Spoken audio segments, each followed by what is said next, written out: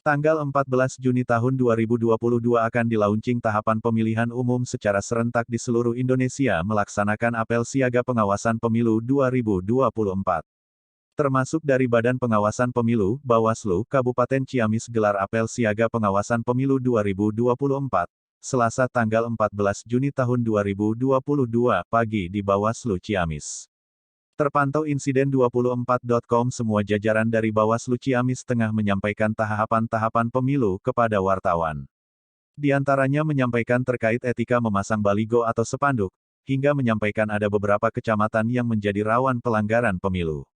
Dengan kejadian tahun-tahun sebelumnya ada beberapa pelanggaran pemilu maka dari Bawaslu akan memetakan kembali lokasi-lokasi yang menjadi rawan dari pelanggaran pemilu jelang pemilu tahun 2024. Argo sudah berjalan, Argo pengawasan mulai jalan secara normatif berdasarkan undang-undang. Kalau kemarin-kemarin mah kan kita hanya sosialisasi saja, sosialisasi terkait dengan peningkatan kualitas pemilih dan pemahaman pemilih bagaimana memberikan jatuhan pilihan yang benar. Kemudian tidak banyak melakukan kesalahan dan pelanggaran-pelanggaran kan sebelum-sebelumnya. Nah kalau hari ini setelah selesainya dilakukan apel kesiapsiagaan, maka Argo lanceng pengawasan sudah kita mulai. Jadi Argonya sudah dimulai. Nah, tahapan pertama tentunya kita sudah menerima undangan dari KPU untuk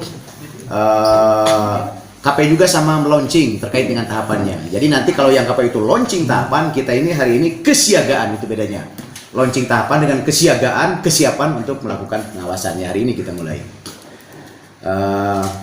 Saya ulangi, kalau dulu adalah melakukan pengawasan terkait juga kita kan punya organ yang istilahnya relawan lah, yang dinamakan dengan pengawasan partisipatif yang kebetulan ini jenderalnya adalah Pak Kordi, Pak Samsul, dan itu sudah kita jalan. Walaupun hari ini kita lebih banyak komunikasinya via online karena satu dan lain hal kan gitu, online. Dan yang kemarin yang terbaru kita melakukan online juga dengan dengan ini disabilitas. Jadi karena mandat undang-undang para pemilih itu bukan hanya orang-orang yang normal seperti kita, tapi ada disabilitas. Kelompok kita kemarin ajak untuk bicara melalui online karena satu dan lain hal. Itu saya kira poin-poin penting. Jadi hari ini marilah kita bersama-sama teman-teman media pun kalau nanti ada input terkait dengan apa yang harus kita lakukan, kami monggo terbuka untuk diskusi, untuk komunikasinya. Yang jelas seluruh tahapan dipastikan akan kita awasi, akan kita lakukan pengawasan karena itu sudah menjadi kewajiban kita. Dan yang lebih penting lagi adalah ini soal concern kita ya, concern kita. Berdasarkan pengalaman kita adalah soal polarisasi teman-teman di ASN dan PNS. Makanya saya tadi angkat di apel itu supaya nanti di 2024 yang akan datang dimulai dari pemilunya tentunya, lalu kemudian nanti akan bergeser dengan pilkadanya sahabat-sahabat kita itu, lalu kemudian tidak tergonjang-ganjing dengan soal polarisasi itu kan gitu ya. Selain tentunya dengan stakeholder juga kita lakukan penguatan, banyak stakeholder yang sudah kita ajak komunikasi. Pimpinan Bawaslu Ciamis yang saya hormati serta rekan-rekan media yang semua tidak saya banggakan, dengan diselenggarakannya apel kesiagaan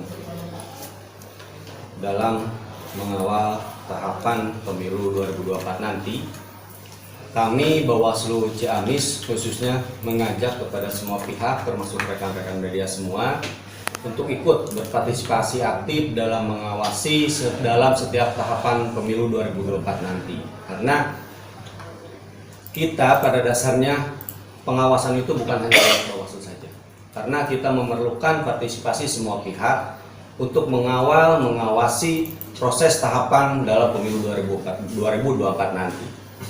Karena sejatinya pengawalan suara pemilih itu bukan hanya sebatas datang ke TPS lalu menggunakan hak pilih, akan tetapi harus juga diawasi setiap proses tahapan yang ada dalam pemilu 2024 nanti untuk menjaga keintegritasan, keprofesionalitasan serta kedemokratisasian yang ada khususnya di Kabupaten Ciamis itu sendiri.